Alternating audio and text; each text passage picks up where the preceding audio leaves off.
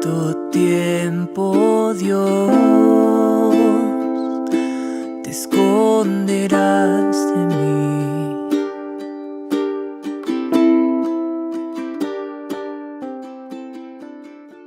Vamos a entrar al tema que me toca hoy día exponer. Si he tenido conflicto en alguna ocasión por algún tema que me haya tocado exponer y trabajar, creo que ha sido este.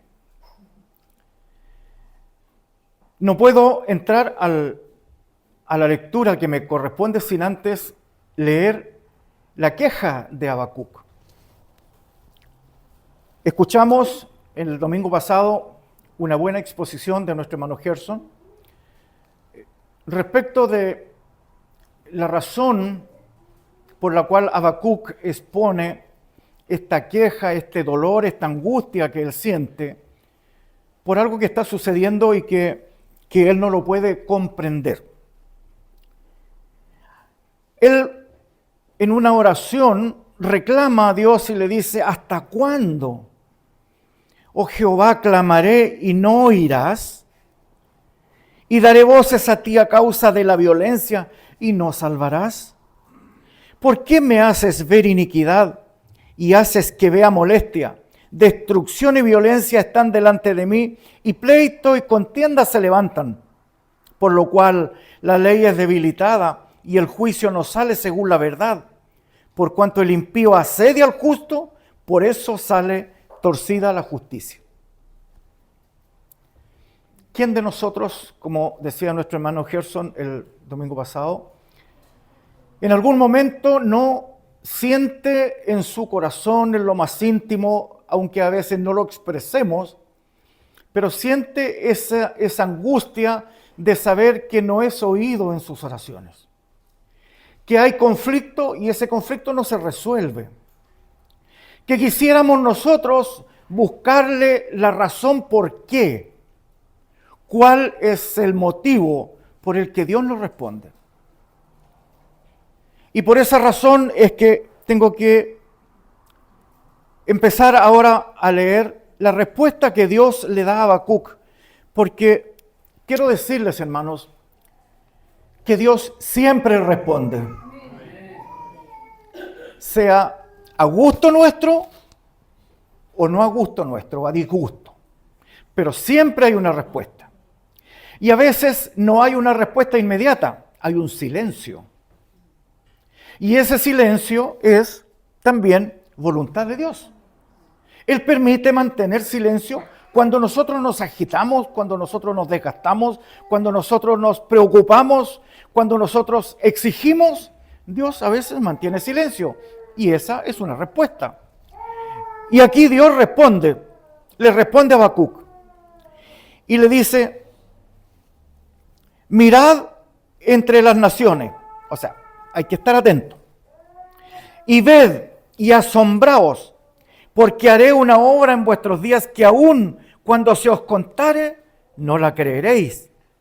Porque he aquí, yo levanto a los caldeos, nación cruel y presurosa, que camina por la anchura de la tierra para poseer las moradas ajenas.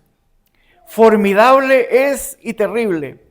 De ella misma procede su justicia y su dignidad.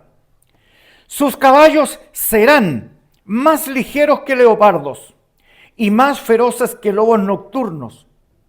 Y sus jinetes se multiplicarán, vendrán de lejos sus jinetes y volarán como águilas que se apresuran a devorar. Toda ella vendrá a la presa. El terror va delante de ella y recogerá cautivos como arena. Escarnecerá a los reyes y de los príncipes hará burla. Se reirá de toda fortaleza y levantará terraplén y la tomará. Luego pasará como el huracán y ofenderá atribuyendo sus fuerzas a su Dios.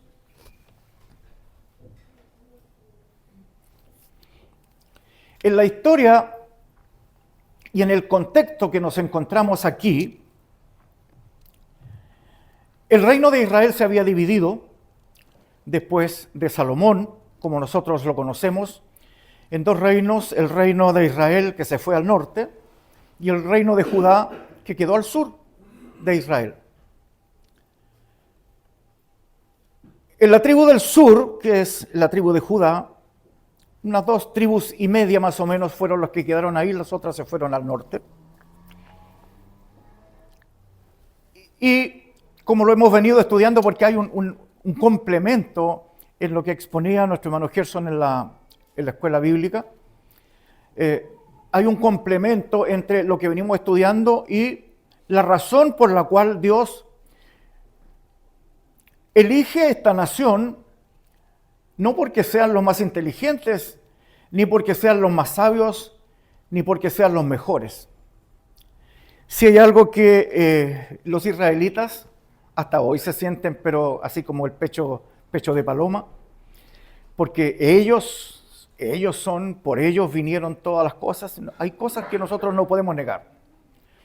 Pero también tenemos que entender el contexto en el cual están viviendo este momento en que Habacuc entiende que hay algo raro que no está encajando en su esquema de vida. Él ve que el mal está por todos lados, que hay complicación, que hay destrucción, que hay violencia, que no hay respeto por la ley, que la justicia se aplica de una manera torcida, que la ley es débil, el juicio no se hace de manera correcta y por lo tanto él en este esquema y en este medio de violencia y de dificultades, él dice, ¿por qué no escuchas? ¿Por qué no estás presente? ¿Por qué no salvas a parte de tu pueblo? Es como si nosotros dijéramos, Señor, atiende a mi necesidad, escúchame, necesito que me respondas. Y, como decía, nunca Dios deja de respondernos. Aquí le responde entonces a Habacuc, utilizando los malos elementos y utilizando la maldad para hacer justicia en un momento que él decía y decide hacerlo. Primero tenemos que entender que los caminos de Dios son absolutamente misteriosos. Nosotros quisiéramos entender por qué Dios hace y actúa de una forma determinada. ¿Por qué si Dios podía haber actuado de otra forma? Según nuestro parecer y según el parecer de Habacuc. Él busca eso. ¿Por qué no nos respondes? ¿Por qué no atiendes a la dificultad tan grave que estamos viviendo? El pecado haciendo gala, torciendo la ley, viviendo de una forma violenta, cuando Dios perfectamente hubiera podido poner el resultado inmediato a un problema serio. Pero Dios no lo quiere hacer así. Y nosotros diríamos, ¿y por qué Dios lo hace así y utiliza otras formas? Y tenemos que volver al ejemplo antiguo que nos van trayendo a nosotros y nos van sujetando este argumento, que Dios actúa de una forma para nosotros misteriosa. Dios, para sacar a Israel, a su pueblo, de la esclavitud de Egipto, utiliza medios realmente violentos para dejar manifestado que Él es Dios, que Él hace como quiere, que su voluntad es la que se ejecuta y no la nuestra, porque Él es Dios. ¿Quién le da consejos? ¿Quién lo orienta respecto a cómo debe actuar? No hay nadie. Porque si Él actuara Si Dios actuara como nosotros actuamos, entonces nosotros seríamos pequeños dioses y rebajaríamos el poder y todos los atributos que hemos venido estudiando que Dios tiene.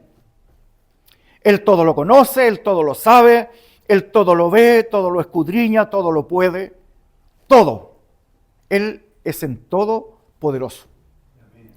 Y por esa razón es que Él utiliza el mal en Egipto para dejar establecido que Él es Dios.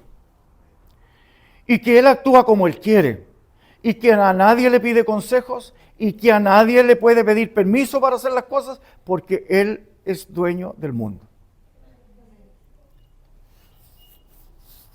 Él es dueño, como dice el Salmo, de la tierra y su plenitud. Y todo lo que habita en el universo es controlado por Él.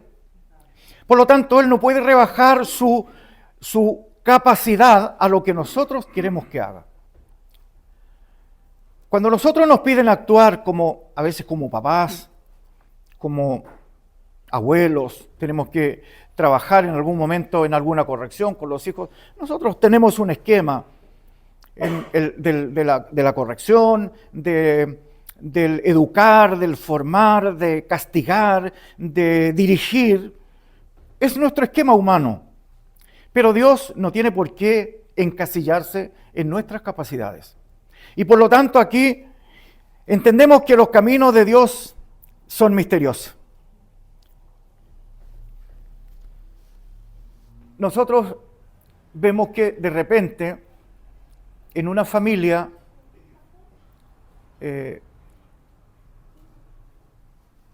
lo vimos recién en una sobrinita de José Jonás, que nace con algunas dificultades que a nosotros como papás, como familia nos preocupa y nos aterra. Ahora, ¿Dios conoce todas las cosas? Sí, las conoce. ¿Dios puede solucionar todas las cosas? Sí, las puede solucionar. ¿Y por qué no lo hace? Cuando lo más lógico es que un bebé que nazca no tenga dificultades y pueda nacer sanito y sin problemas. ¿Y por qué nace con problemas? ¿Qué quiere Dios mostrarnos con eso? Y vuelvo a decir, Dios es misterioso. Y no me pidan a mí que les explique por qué Dios actúa de forma distinta a lo que nosotros esperamos. Porque Él es Dios. Porque todo está sujeto bajo su mano. Y aunque a nosotros nos parezca doloroso, triste y no correcto, Dios hace todo bueno. Aunque para nosotros sea malo. Y dentro de las cosas que mientras preparaba todo esto, encontraba el caso de una mamá que tiene 2 hijos, nacen 2 hijos pequeñitos, y uno de ellos está enfermo de un cáncer. ¿Qué culpa, nosotros diríamos, tiene ese niño para tener que sufrir un mal que es mortal? Si él viene recién llegando a este mundo, ¿pero por qué Dios hace eso? ¿Por qué Dios lo permite? ¿Por qué Dios ejecuta una sentencia tan dolorosa para los padres de tener que entender o tratar de comprender que por qué un hijo, si nacieron 2, uno está bien y el otro tiene una enfermedad que es mortal? Y todas estas cosas nos van haciendo entender que Dios actúa de una forma diferente para hacernos entender que nosotros somos dependientes de Dios. No somos exigentes de que Dios actúe como nosotros queremos, sino que Dios actúa como Él quiere actuar. Recordaba un poco el escenario que hoy vive Israel en medio de la guerra contra Hamás. Hemos venido siguiendo esa historia ya hace bastante tiempo y hemos visto desde octubre del año pasado cuando Hamás hizo un ataque, una masacre prácticamente de muchos israelitas que fueron pillados así de sorpresa y mueren muchos. Y entonces Israel endurece su posición y empieza a perseguir este grupo terrorista. Ahora, Israel, desde que yo recordaba un poco cómo Dios le ofrece la tierra prometida a Israel cuando lo saca desde Egipto y le dice, le voy a llevar a la tierra y será desde el gran río Éufrates. Oye, tocaba una parte enorme la tierra prometida. Pero al final Israel llega y tiene que tomar posesión de una parte pequeña. La situación que a Israel le toca vivir es de crisis desde que llega a la tierra prometida. Nunca ha vivido en paz, nunca ha vivido en calma, siempre ha vivido con dificultades, con sus vecinos, con sus cercanos. Y en 1948, cuando se establece el lugar definitivo que las Naciones Unidas le otorga a Israel, estaban recién llegando de la diáspora porque es la última de todas las dispersiones que ha vivido Israel, van llegando al territorio que se les había asignado a los israelitas, a los judíos, van llegando y pocos días después todos sus vecinos se confabulan a un ataque contra Israel. Pues bien, ellos no tenían la capacidad bélica que tienen hoy, pero ellos lograron una guerra y vencer a todos sus enemigos que trataron de destruirlo. Bien, y decía yo, ¿por qué Israel tiene que vivir en guerras? Hoy la franja de Gaza está prácticamente destruida. Todavía quedan algunos túneles donde están escondidos los guerrilleros de Hamás. Y ellos le dan bombardeos y tiran y nosotros decimos, ¿por qué Israel tiene que vivir así? ¿Qué trae de resultado una guerra? Solo destrucción. Que algunos que no tienen nada que ver, que no tienen culpa, tienen que pagar la culpa pagando con sus vidas. Cuando Dios podría poner perfectamente la solución. ¿Y por qué no lo hace? Dios nos quiere demostrar que Él actúa como Él quiere actuar, cuando Él quiere actuar y de acuerdo a su voluntad. Por eso en esta voluntad de Dios, entendiendo que los caminos son misteriosos, Deuteronomio nos dice que mis pensamientos no son vuestros pensamientos. O sea, Dios no piensa como nosotros. Ni vuestros caminos, mis caminos. Como son más altos los cielos que la tierra, así son mis caminos más altos que vuestros caminos y mis pensamientos más que vuestros pensamientos. No podemos entonces entender por qué, en nuestra lógica humana, por qué Dios actúa así. Y ahora en esta respuesta que Dios le entrega a Habacuc, le dice, sí, te voy a responder. Te voy a responder lo que quiero hacer. Voy a preparar una nación que les va a dar un escarmiento en el fondo al reino de Judá. Esto sucede aproximadamente, esta profecía de Habacuc está por allá por el año 602, 603 antes de Cristo. Pasan aproximadamente 7 años después de esta profecía en que se cumple. Babilonia, esos son los caldeos, los babilonios. Los babilonios todavía no eran una nación extremadamente poderosa ni un reino extremadamente capaz de derrotar. Pero Dios empieza a trabajar en los babilonios, a formarlo. Volvamos un poco al jueves cuando nos acordábamos de Nabucodonosor, ¿cierto? Él, cuando en todo su esplendor crea Babilonia, dicen algunos, dicen que una de las maravillas del mundo antiguo eran los jardines colgantes de Babilonia. Jardines con árboles maravillosos, paseos hermosos, en medio de un desierto. Entonces, con toda digamos, el orgullo, la vanidad propia, Nabucodonosor se pasea por en medio de los jardines y dice: esta es la gran Babilonia que he creado para mí, para disfrutarla, para verla. En el fondo no hay otra igual. ¿Qué hace Dios? Lo transforma allí mismo y dice que Nabucodonosor, gran rey, pierde su sentido de razón, se trastorna, se va al campo, dice que comía pasto como los animales, el rocío de la noche caía sobre él y se mojaba. El orgullo humano es rebajado al máximo. ¿Por qué? Porque él se quiso hacer grande. Por lo tanto, Babilonia se va preparando en este tiempo de la profecía de Habacuc, y a los 7 años más o menos es cuando se provoca este ajusticiamiento de parte de Dios para los israelitas de Judá. Hay 3 deportaciones que nos narra la historia de judíos que en 3 ocasiones son sacados de su tierra, son llevados cautivos.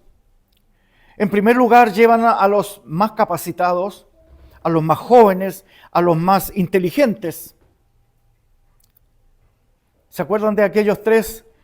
Sadrach, Mesac y Abednego. Daniel está en ese grupo. Jóvenes inteligentes que son llevados al reino de Babilonia, que van a servir.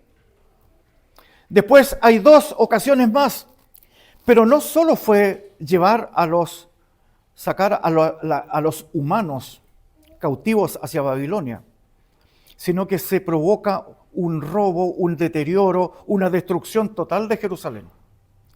Todo el oro del templo, toda la majestuosidad del templo, que era para ellos su orgullo máximo, se derriba, se destruye, se lo llevan para ser parte de otro reino. ¿Por qué Dios hace esto? Porque Dios desea humillar nuestro orgullo.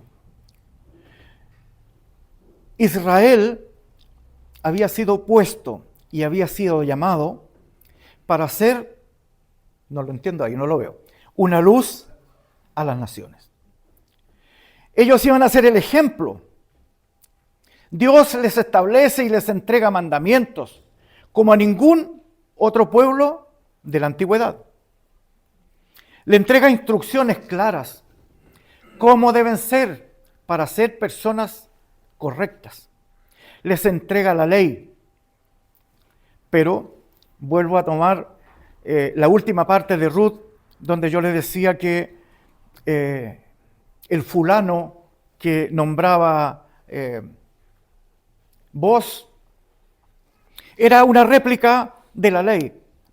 La ley era tan perfecta que la imperfección del hombre era imposible poderla cumplir. Nadie pudo cumplir la ley. Como dice Isaías, no hay justo ni aún uno. Era tan perfecta toda que la imperfección humana no podía llegar a cumplirla. Y decía yo ese día, habían 2 alternativas. O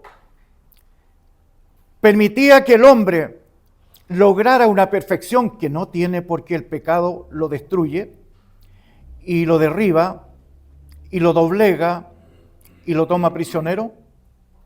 Por lo tanto, no podía llegar a cumplir los estándares de la ley. O lo contrario, hubiera sido rebajar la calidad de la ley a una forma en que el hombre pudiera cumplirla. Y Dios es perfecto.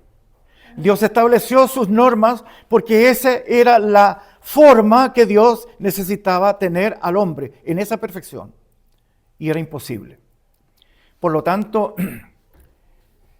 cuando Habacuc está en medio de esta dificultad del pueblo, él sabe que no puede vivir ya en la condición que se encuentran Entonces él busca respuesta y Dios le dice, sí, yo voy a preparar un pueblo y ese pueblo los hará sufrir.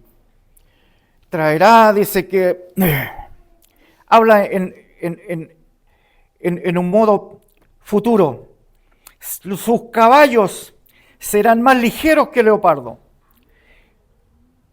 y multiplicarán sus jinetes, vendrán de lejos, volarán como águilas que se apresuran a devorar. Toda ella vendrá a ser presa. El terror va delante de ella y recogerá cautivos como arena. Allí se está anunciando la cautividad que después tiene que sufrir el pueblo de Dios en Babilonia. No nos adelantamos al resto, pero sí tenemos que recordarnos que hay un salmo que nos recuerda a nosotros cuando ellos están cautivos en Babilonia y se sentaban junto a los ríos, creo que es el Salmo 64, que nos dice, nos sentábamos junto a los sauces, nuestras arpas estaban colgadas y nos decían, canten, canten cánticos de Sión, alégrennos con canto. ¿Cómo decía? ¿Cómo cantaremos si estamos lejos de nuestro querido Jerusalén, Sión? ¿Cómo vamos a cantar cánticos de Sión si estamos prisioneros? Y ese salmo termina con una palabra o con unos versículos que nos parecen tan crueles. Cuando dice, bienaventurado el que estrelle tus hijos contra la peña. Tanto era su dolor, tanto era su angustia de sentirse prisioneros, porque ellos tienen que vivir de estar cautivos, lejos de su querido Jerusalén, lejos de Sión. Ellos tienen que sufrir eso, y Dios lo hace porque a veces Él desea mostrarnos que Él actúa de una forma distinta como nosotros actuamos. Y nos quiere hacer entender que mientras el hombre no mire a Dios, no vuelque su corazón a Dios, Dios siempre va a actuar de una forma dolorosa para hacernos entender que Él es Dios. Que Él no puede alegrarse ni sentirse satisfecho con la vida pecaminosa que podemos llevar. Por esa razón es que nos conviene a nosotros que cada uno de nosotros observemos este ejemplo. Y quiero decirles para concluir ya, que Dios tiene el control de todas las cosas. Amén. Nada de lo que a nosotros nos parece malo está fuera del control de Dios. Muchas veces tenemos alguna pérdida de un trabajo, tenemos la pérdida de un ser querido, tenemos a veces situaciones dolorosas en las congregaciones, problemas con la familia que no deberíamos tenerlo porque somos familia, y todas esas cosas que a nosotros nos parecen que no deberían ser parte de la vida del creyente, también nos toca. También nos toca vivir y nosotros decimos, pero ¿por qué tengo que vivir esto? ¿Por qué si yo soy creyente, si creo en Dios, si Él es mi Señor, si Él es mi Salvador, ¿por qué tengo que pasar esto? A veces pérdida de trabajos, como decía yo, pérdida de familia, dificultades con enfermedades complicadísimas que nos pueden llevar a la muerte. Pero quiero decirles, queridos hermanos, no nos desesperemos porque Dios tiene el control de todo. Amén. Él dice que es el Dios nuestro y que nos guiará hasta más allá de la muerte. Y cuando sabemos que Él es nuestro respaldo, que es nuestro refugio, que es nuestro apoyo, lo que vivamos, lo que pasemos, lo que estemos sufriendo, lo que usted esté pasando en este momento, sepa que Dios ya tiene conocimiento de lo que usted vive. Y Él tiene la solución para las cosas. Y Él maneja todas las cosas en el tiempo que Él quiere. Así que, vuelvo a decir, para nosotros es un Dios misterioso que actúa de una forma que nosotros no esperamos, porque Él es Dios. Pero también, en ese actuar de Dios, Él no nos deja abandonados. Nosotros somos su tesoro especial. Somos sus escogidos. Como dice la palabra del Señor, somos un linaje escogido, somos un real sacerdocio, somos gente santa, llamados para anunciar nuevamente las virtudes del que nos llamó a su gloria admirable. Que Dios nos bendiga, hermanos, y nos acompañe en este recorrido, porque vamos a ver que hay nuevas preguntas que vienen de Habacuc. Él no se siente todavía respaldado hasta cuando más adelante él va a entender la razón por qué Dios actúa así. Si hoy no entendemos por qué está actuando de una manera especial con usted, que el Señor le dé fuerza a usted y a mí, si es que lo estoy haciendo también, y estoy pasando, para entender que en el control de Dios no estoy abandonado. Estoy presente y usted también. Que el Señor nos bendiga y nos acompañe. Oremos. Querido Dios, queremos agradecerte por este momento en que tú nos permites adentrarnos en lo que para nosotros no parece tan claro, pero que tú, Señor, controlas y tienes preparado para cada uno de nosotros en las circunstancias puntuales y personales de cada vida en particular. Queremos pedirte, Señor, que nuestro corazón siempre esté confiado en la respuesta tuya, que tú tienes el control de todo el mundo, que siendo tantos miles de millones de humanos que están sobre este planeta, que tú no te olvidas de ninguno de nosotros, que todos somos parte de este proyecto glorioso y eterno al que nos has llamado. Danos el valor para no caer, para no defraudarnos, para no sentir el abandono de tu parte, sino que todo lo contrario, podamos saber que tú estás controlando toda nuestra vida en lo bueno y en lo malo que nos suceda. Te alabamos por eso, te damos gracias y rogamos que tu bendición sea con cada uno de nosotros. En los méritos de Jesús te pedimos todo esto. Amén.